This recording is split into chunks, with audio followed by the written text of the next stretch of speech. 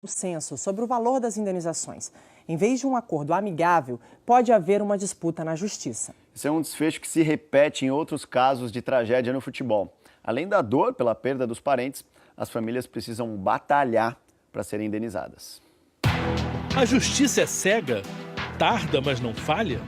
Essas expressões, clichês, remetem mais aos nossos desejos do que à realidade. Passada a comoção pela tragédia no Ninho do Urubu, a dor das famílias dos 10 jogadores mortos tem que conviver com as primeiras tratativas com o Flamengo. Os garotos estavam sob a responsabilidade do clube.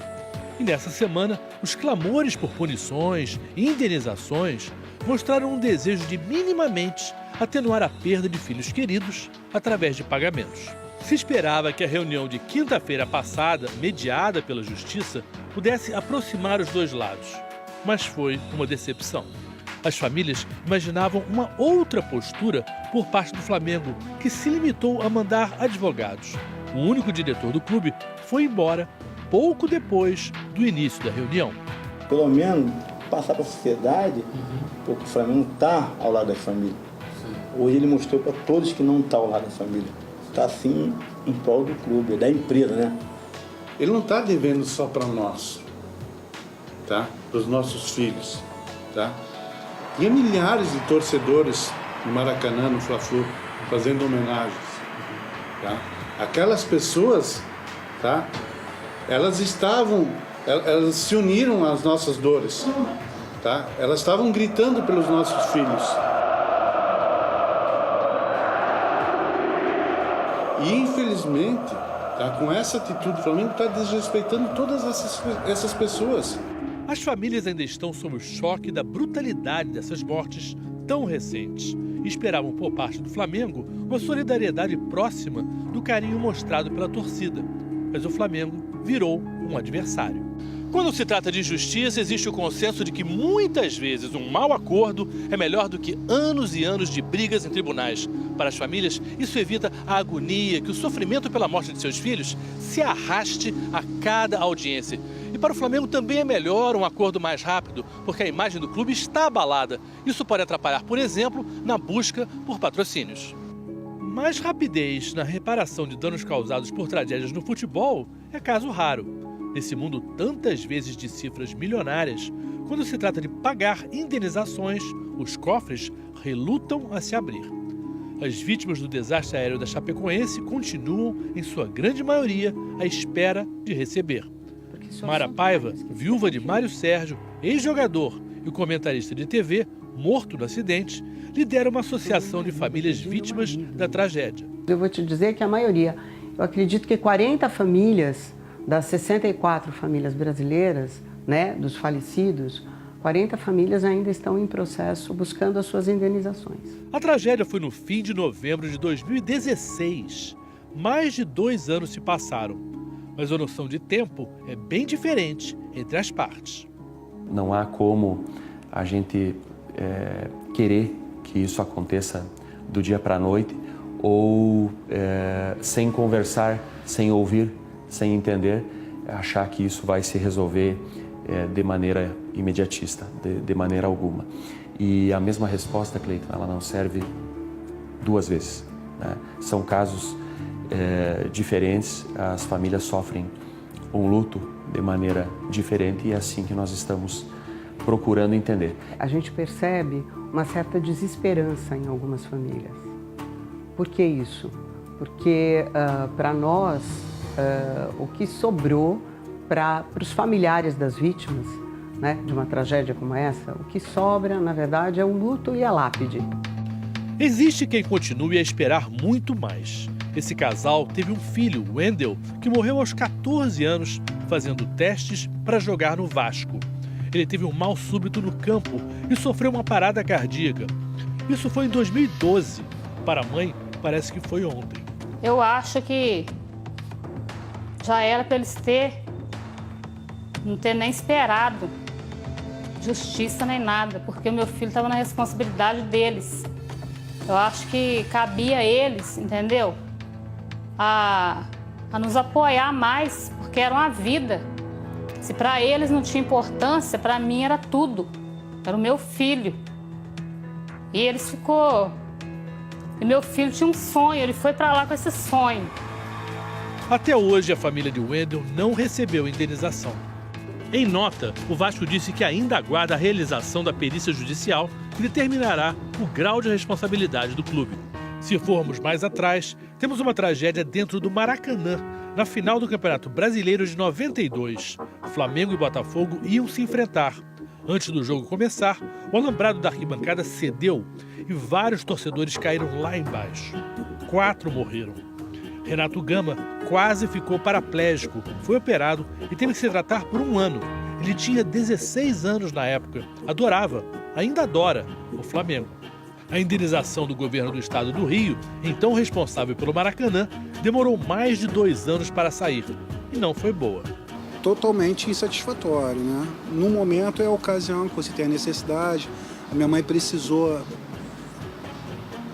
parar de trabalhar e acaba que você sofre uma pressão por aceitar, né? A necessidade, no momento, a família estava passando. Minha mãe era provedora, eu morava com a minha avó também, só a minha avó trabalhando, então tinha que dar conta dos pagamentos, das contas e tudo mais.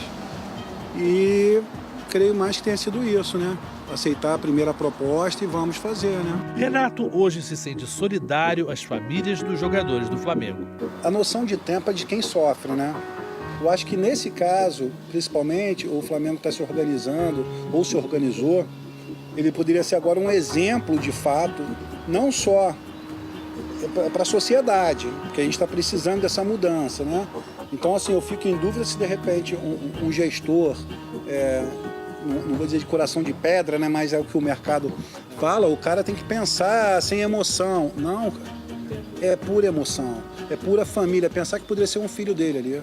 Impossível como é se dar um valor em dinheiro para um filho, o processo de se encontrar um número para uma indenização é necessariamente delicado e controverso. Os pais imaginam seus filhos como futuros craques, mas a quantidade de garotos da base que chegam a ser profissionais é pequena. Não se busca indenizações a título hipotético, que um dia a pessoa pode ficar rica. Não, tem que ser agora. Inclusive, tem que comprovar em juízo o quanto ela realmente recebe. A distância entre o que o Flamengo oferece e a Defensoria Pública propôs como indenização às famílias é grande. O clube assina com R$700 mil e mais um salário mínimo por 10 anos. Para a Defensoria, o razoável seriam R$2 milhões e mais 10 mil mensais por 30 anos.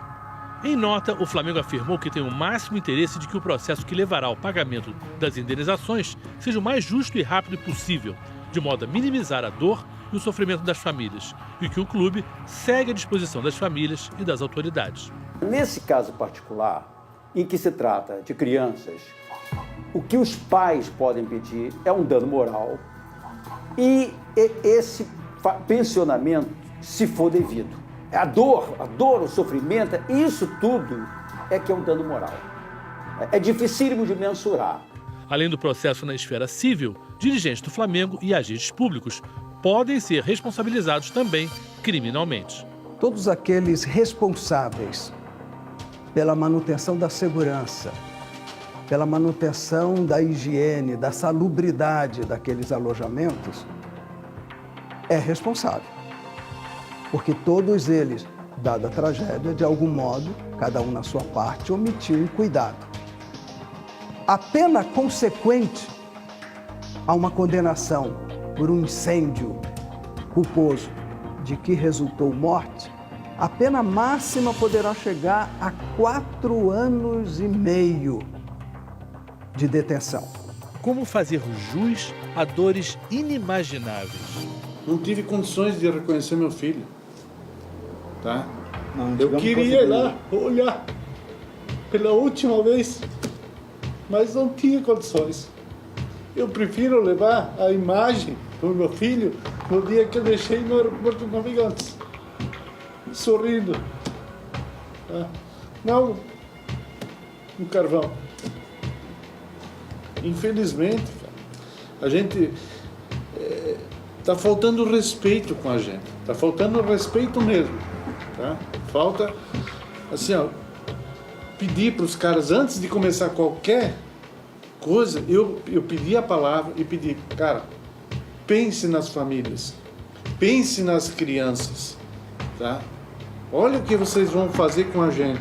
O sucesso financeiro do Flamengo nos últimos anos se deve a uma gestão melhor, mais profissional por parte de seus dirigentes. Mas se ser profissional no frio mundo dos negócios é uma qualidade, no caso dessa tragédia, virou um defeito. Porque aqui o que é necessário é uma visão mais amadora. O termo vem de amar, de amor. Está na essência de tudo que envolve esse caso. Porque o futebol mexe com paixão, mexe com sonhos, envolve sentimentos como fidelidade e devoção. É um amor que não tem preço.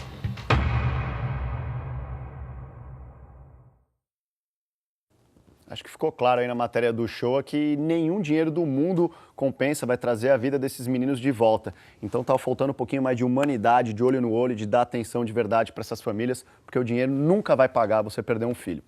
O Flamengo convocou para hoje, meio-dia, uma coletiva do presidente Rodolfo Landim para falar sobre esse assunto. O nosso repórter Eric Faria está lá na sede do clube, lá na Gávea, e já vai trazer mais informações. O homem